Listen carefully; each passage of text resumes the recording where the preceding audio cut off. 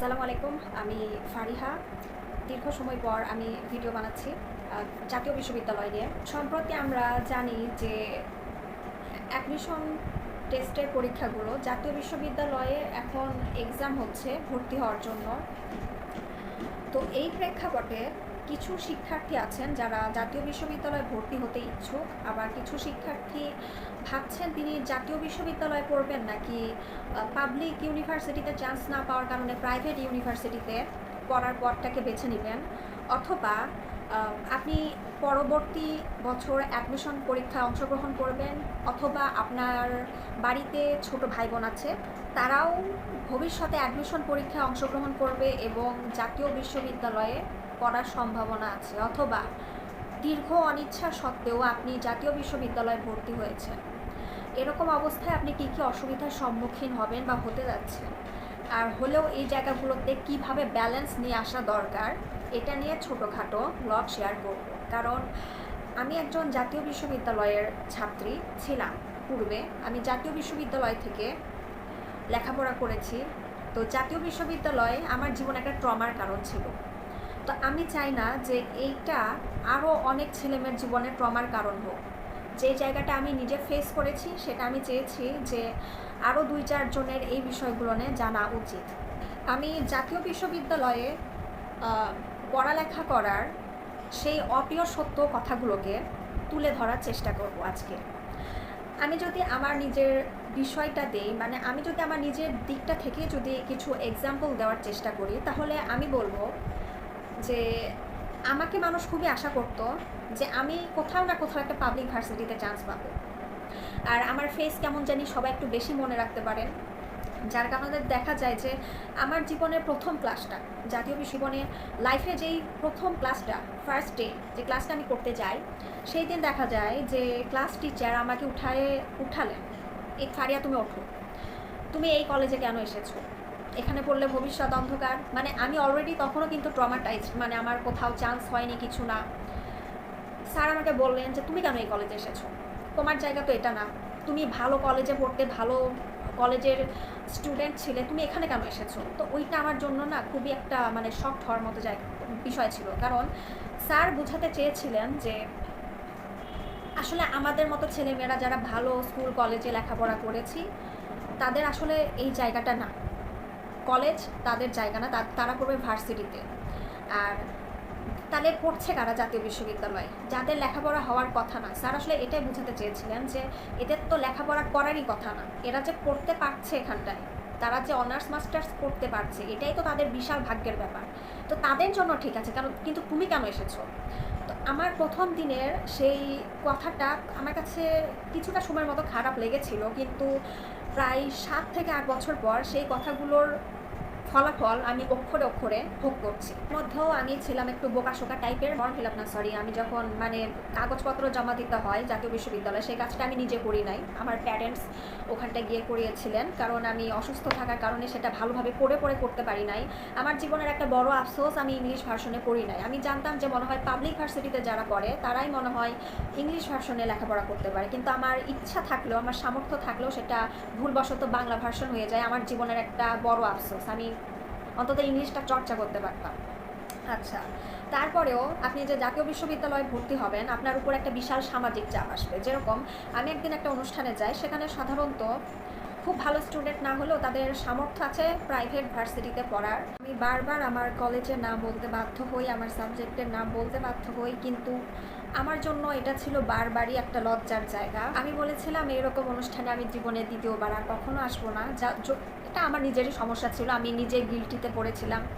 আচ্ছা, আমার অ্যাডমিশনের কথায় যদি আসি, আমার অ্যাডমিশনের সময় আমার কিছু ক্ষতি হয়েছিল, আমার কিছু ভুল পড়ালেখার স্টাইলে কিছু সমস্যা ছিল, যেগুলো আমি পরে বুঝতে পেরেছি এটা আমার দোষ ছিল। আমি জিনিসটাকে ঠিকভাবে হ্যান্ডেল করতে পারি না, কিন্তু সামর্থ্য থাকলেও আমি জিনিসটাকে ম্যানেজ করে ব্যালেন্সড ওয়েতে প্রিপারেশন নিয়ে সেটাকে আমি পরীক্ষা দিয়ে আমি কোয়ালিফাইড হতে পারি নাই, এটা আমারই সমস্যা ছিল। তারপরে জাতীয় বিশ্ববিদ্যালয়ে ভর্তি হওয়ার পরে আপনি সামাজিক অনেক অসুবিধার শিকার হবেন। আচ্ছা, সেটাতে পরে আসি। আচ্ছা, আমি যখন জাতীয় বিশ্ববিদ্যালয়ে কোনো একটা কলেজে ভর্তি হলাম, সেখানে গিয়ে দেখলাম যে অনেকেই জাহাঙ্গীরনগর, তারপর বেগম রোকেয়া ভার্সিটি, রাজশাহী ভার্সিটি এইরকম জায়গাগুলোতে চান্স পেয়েও আমার কলেজে পড়তে এসেছেন, কারণ তাদের কথা হলো যে তারা অত ভালো সাবজেক্ট পায়নি, যার কারণে এখানে ইংলিশ এই ধরনের সাবজেক্টগুলোতে পড়ার জন্য তারা কলেজে ভর্তি হয়েছে। আচ্ছা, অনেক সময় দেখা যায় যে পরিবারের চাপ থাকে যে তুমি বাহিরে যেও না, বেশি দূরে যেও না, কাছে আছো, কিংবা ওখানে পাবলিক ভার্সিটিতে ভালো সাবজেক্ট নেই, তুমি এখানে ভালো সাবজেক্ট নেই, জাতীয় বিশ্ববিদ্যালয়ে পড়ো, এটাই ভালো। কিন্তু আমি একটু সচেতন করার চেষ্টা করবো এই ব্যাপারটায়, যে জাতীয় বিশ্ববিদ্যালয়ে আপনি যেই কলেজে পড়েন না কেন, এখানে সেই ট্রেডিশন নাই। এখানে আপনি ট্রেডিশনের অভাবে ভুগবেন, যে এখানে বড় ভাই তারা যে বড় বড় চাকরি পাচ্ছে, সরকারি চাকরি হচ্ছে, এখানে অনেক কিছুর অভাব, অনেক কিছু প্র্যাকটিসের অভাব পাবেন। সাবজেক্ট ভালো, যতই ভালো পান আপনি, অনেক কিছু মানে সব কিছুর জন্য একটা এনভায়রনমেন্ট দরকার আছে, আপনি অনেক কিছু থেকে বঞ্চিত হবেন। আপনার কাউকে দেখে যে অ্যাডমিশনের পড়া পড়ছে, আমি বলি যে ভাই এখানে যেন কলেজে যেন পড়তে আসিস না। যখন কাউকে শুনি যে উপদেশ দেয় যে জাতীয় বিশ্ববিদ্যালয়ে ভর্তি হও, আমি বলি যে না, ভুলেও এই কাজটা করো না। এই কাজটা করতে গেলে যে সমস্যার শিকার হবেন সেটা হচ্ছে এনভায়রনমেন্ট, কারণ এটা অবশ্যই এফেক্ট করবে আপনাকে, আপনি চান বা না চান আপনাকে এফেক্ট করবে। কারণ আমি একটু আগে একটা ভিডিও দেখলাম যে মনের মতো করে গল্প পড়ার জাতীয় বিশ্ববিদ্যালয়ে একজনকেও পাইনি যেখানে আমি লেখাপড়া নিয়ে কথা বলতে পারতাম, যে ঠিক কয়েক মিনিট আগে একটা ভিডিও দেখলাম, আসলেই নাই, আমিও পাইনি। আপনার যদি ভাগ্য খুবই লাকে একজন যদি না হয়, মানে খুবই ভাগ্য করলে হয়তো আপনি এরকম একটা ফ্রেন্ড পাবেন। আপনি জাতীয় বিশ্ববিদ্যালয়ে পড়বেন, আপনার ফ্রেন্ড সার্কেলের মধ্যে এরকম কাউকে পাবেন না, পাওয়া খুবই টাফ হবে, যারা দিন রাত কঠিন চাকরি নিয়ে কথাবার্তা বলবে। তারা দিন রাত মানে এরকম পাবেন না আপনি, যেরকম আইবিএ অ্যাডমিশন নিয়ে কথা বলবে, কিংবা জিআরই, আইএলস, তারপর হচ্ছে বিসিএস, মানে কঠিন কঠিন জায়গাগুলো, এগুলো নিয়ে তাদেরকে আপনি আলোচনা করতে দেখবেন না, আপনি এনভায়রনমেন্ট পাবেন না এখানে, আমি বললাম। কারণ আপনি যখন একটা পাবলিক ভার্সিটিতে যাবেন, সেখানে দেখবেন আপনার পাশের রুমে অনেক বড় ভাই বড় আপু আছেন, যারা মাস্টার্স কমপ্লিট করার আগে ক্যাডার সার্ভিসে ঢুকে গেছেন। হয়তো আপনার অনেক প্রয়োজন হলো, কোনো একটা সিল নেওয়ার দরকার হলো, আপনি পাশের রুমে যাচ্ছেন একজন ক্যাডার অফিসারের থেকে সিল নিতে, আপনি পাশের রুমে যাচ্ছেন বড় ভাইদের সাহায্য পেতে। আমার সামনে একটা মেয়ে অ্যাডমিশনে পড়া পড়ছে, আমি বলছি যে করেই হোক অন্তত একটা পাবলিক ভার্সিটিতে হলেও একটা চান্স নেওয়ার চেষ্টা করো, কারণ এত বছর পরে না আমরা সেই পরিবেশটা পাই না। যেরকম ঢাকা ভার্সিটিতে হোক, যেখানে হোক, পাবলিক ভার্সিটিতে আপনি দেখবেন যে মেয়েদের যে হল আছে, সেখানে কিন্তু দেখা যায় যে মেয়েদের হলে যে লাইব্রেরিগুলো সে খোলা থাকে, তাই তারা টিউশনি পড়াচ্ছেন, দিনে 17 থেকে 18 ঘন্টা লাইব্রেরিতে গিয়ে পড়ছেন। আমরা কিন্তু এই পরিবেশ পাই না, হয় আশেপাশে কিছু লাইব্রেরি খুঁজে জোগাড় করে, সেখানে 6-7 ঘন্টা বেশি পড়া যায় না। তো এইরকম এনভায়রনমেন্ট পেলে তারা আগে এগিয়ে থাকবেন না, আমরা আগে এগিয়ে থাকবো।